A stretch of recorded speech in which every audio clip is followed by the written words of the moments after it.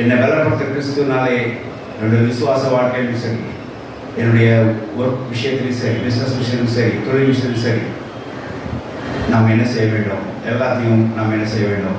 முயற்சி எடுக்க வேண்டும். ஆகையினாலே என்னை பலப்படுத்த கிறிஸ்துவனாலே நான் எல்லாத்தையும் செய்து கொடுப்பேன் வார்த்தையின் பிராரமாய் நாம் இன்னும் விசுவாச காரியங்களை முயற்சி எடுத்து ஒரு விசுவாசத்தில் பூர்ணம் உள்ளவர்களாய், ஞானத்தை உள்ளவர்களாய், நன்மை தீமையான பௌத்தர்களாய் மாறுவோம். என்னை பலப்படுத்த கிறிஸ்துவனால எல்லாத்தையும் செய்து கொடுப்பேன் வார்த்தையின் பிராரமாய் நம்முடைய ஒர்க்கில், பிஸ்னஸில் நாம் முயற்சி எடுத்து தேவனை நம்மளை கையில் பேச ஆசைத்தக்கதை நம்ம ஒப்பு கொடுப்போம். கர்த்தர் ஆசைப்பார்.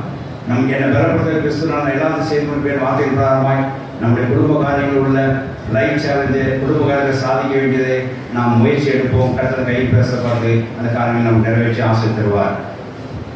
என்னை பலப்படுத்த கிறிஸ்துவனால எல்லாம் செய்து இந்த வார்த்தை நிமித்தமாக நம் ஊழிய பாதையை முயற்சி எடுப்போம். விதைக்கிறதை விதைப்போம், நடந்து நடுவோம், தண்ணி ஊற்றுவோம், கிரிகளை தொடர்ந்து நடப்பிப்போம், நன்மை கிரிகளை தொடர்ந்து நடப்பிப்போம். கர்த்தர் அந்த பிரயாசத்தை பார்த்து விதவாக அப்படிக்கு அந்த பிரயாசத்துக்கு ஏற்ற பலனை ஆசிரியர் அறுவடை செய்து இந்த ஊழியத்தை ஆசிரியப்பார்கள். ஆகிய